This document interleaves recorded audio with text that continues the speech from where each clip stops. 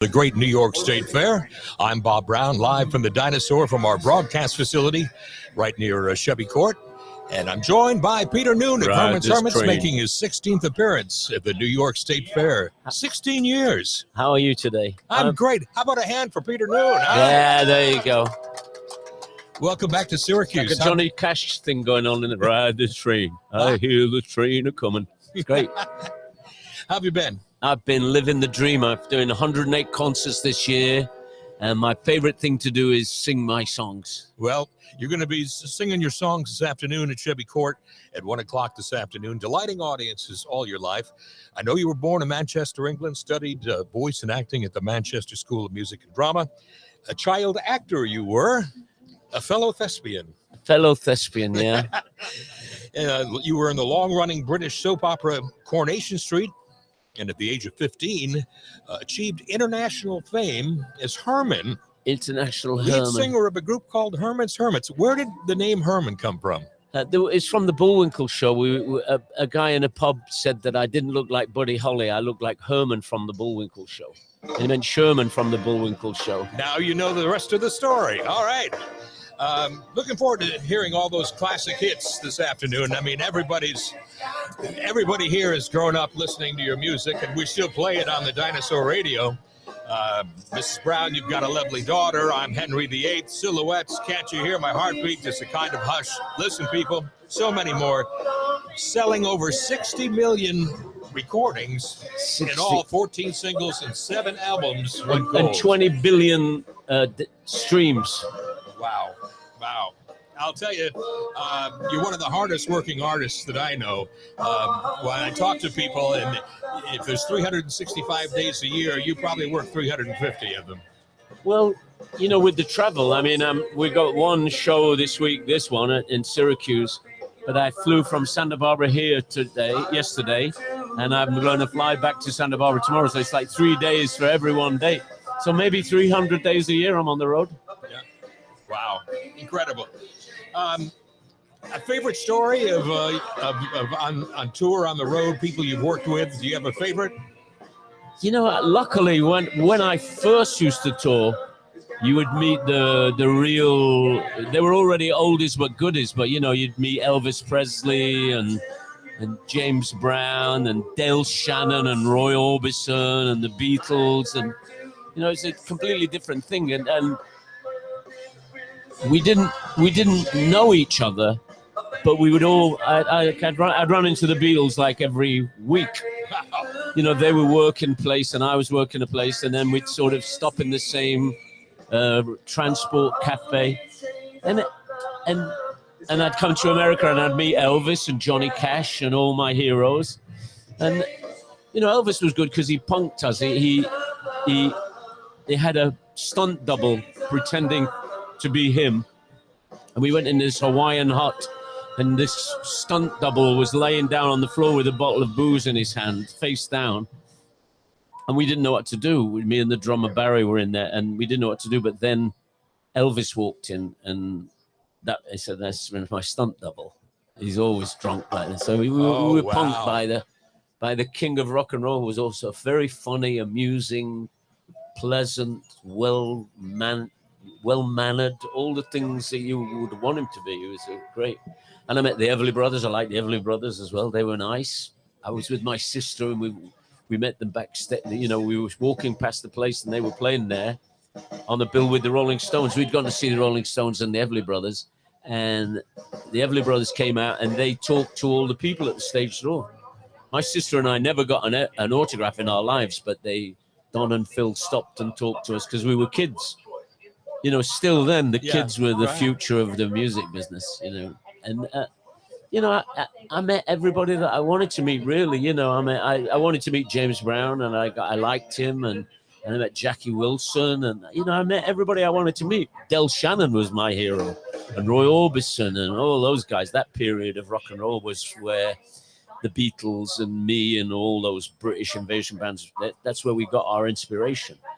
I mean, Buddy Holly, couldn't meet Buddy Holly because he'd been dead for 10 years when I started, but I met one of the Crickets and You know, all those British bands had a connection to the, you know, the Beatles were named after the Crickets, and the Hollies were named after Buddy Holly, and my first band was the Heartbeats.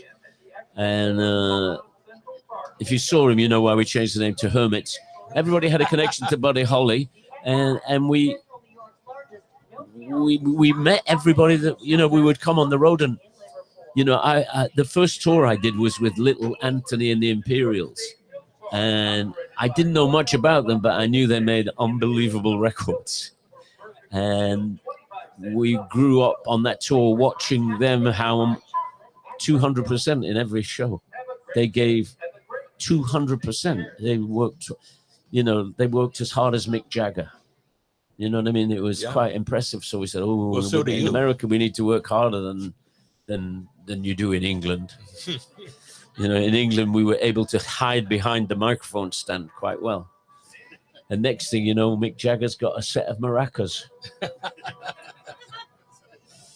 So, you know, we were lucky. We came to America at the time where, you know, it was just being English opened every door.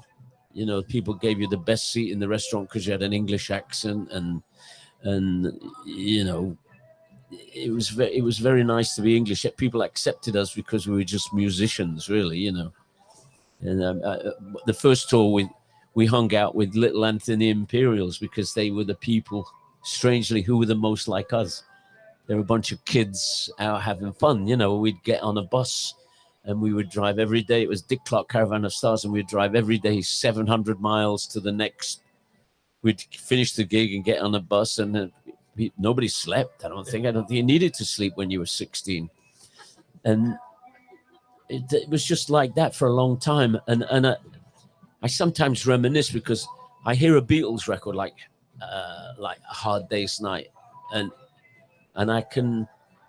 Well, yesterday I heard the Isley Brothers Twist and Shout, and I remembered yesterday, and I thought, I bet the Beatles, they had Mel and Neil driving the van, and they were in the back with all the equipment, being grateful that they didn't have a keyboard player because that would have filled up too much space. And I bet they listened to the Isley Brothers on the radio and said, let's do that song. And John said, I could sing that one. You know what I mean? And that's how it was. You know, we listened to the. It's hard for people.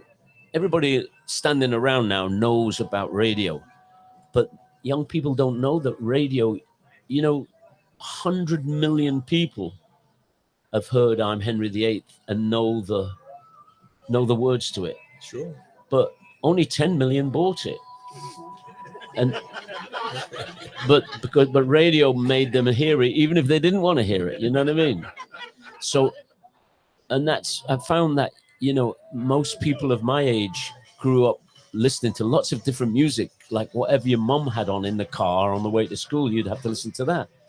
So we were exposed to more quality music, you know, not necessarily the ones that were chosen for us that moment. And you know, I mean, my mom liked Petula Clark. She speaks French. so she liked Petula Clark, and she called her Petunia Clark.